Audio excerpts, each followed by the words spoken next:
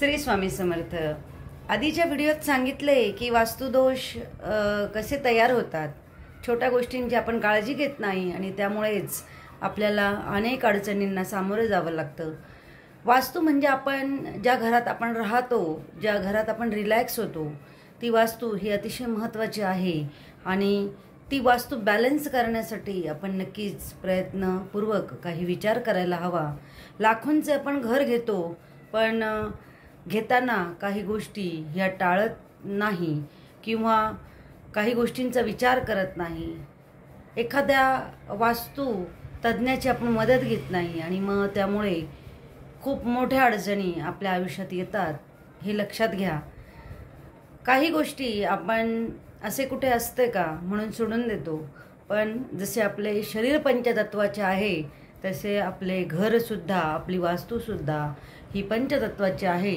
मग ती व्यावसायिक असो किंवा आपले राहते घर असो, हे नक्कीच आपण जाणीवपूर्वक बॅलन्स ठेवणं गरजेचं आहे। आता मी तुम्हाला पुढील काही गोष्टी सांगते की ज्यामुळे वास्तुदोष कसा तयार होतो। त्यामध्ये जर आपल्या घराच्या आजूबाजूला एखादा पाण्याचा स्रोत असेल, म्हणजे विहिरी, तलाव, ओढा जर असेल, तर या गोष्टीमुळे फारच मोठा वास्तुदोष तयार होतो। आणि या वेळेला वास्तूच्या काही नियमावली आहेत की पाणी कोणत्या दिशेला चालतं, कसं असावं, कुठल्या दिशेने फिरणारं असावं, तर हे सगळं आपण नीट बघून घ्यावं आणि मगच त्या विहिरी खोदाव्यात किंवा खोदलेली विहीर असेल तर आपल्या राहत्या घरापासून कुठल्या दिशेला आहे हे बघावं, कारण की त्याचा फारच मोठा इफेक्ट होतो आणि अनेक लोकांना त्याचे वाईट परिणाम हे भोगावे लागलेले आहेत। तर नक्कीच आपण काळजी घ्यावी।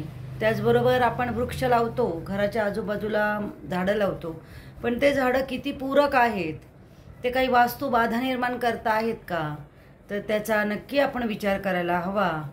जसे की आपण मोठे झाडं लावताना वड, पिंपळ आणि उंबर, चिंच असे झाडं लावताना थोडीशी काळजीच घ्यायला हवी। त्या झाडांच्या योग्य दिशा आहेत, त्याचे योग्य प्रकारे पालनपोषण करणे, त्याला योग्य जागेतच ठेवणे हे जास्त गरजेचे आहेत। म्हणून आगाऊपणा करून आपण वृक्ष लावतो आणि नंतर त्यांची हेळसांड होते आणि त्याच्यानंतर त्या झाडांचे व्हायब्रेशन हे आपल्या घरासाठी तितके चांगले तयार होत नाही आणि म्हणून आपण जे वृक्ष लावतो तेही अगदी योग्य असावेत आणि ते विचारूनच आपण जर लावले तर नक्कीच आपल्याला फायदा होईल।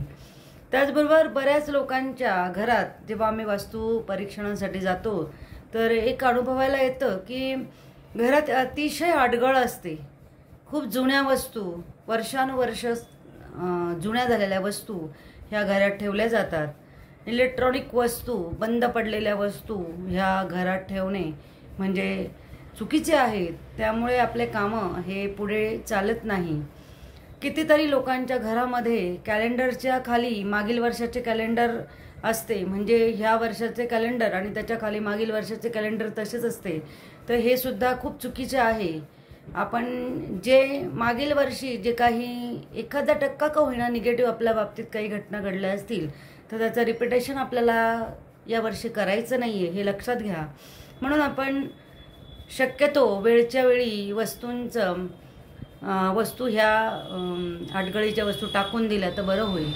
म्हणून आपण ती पण काळजी घ्यायची आहे। अडगळीच्या वस्तू ह्या घरात खरंच ठेवू नका, त्यामुळे फारच वास्तुदोष तयार होतो।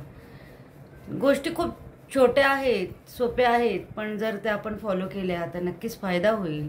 नेहा जोशी, दत्त अनघा वास्तू रिसर्च सेंटर।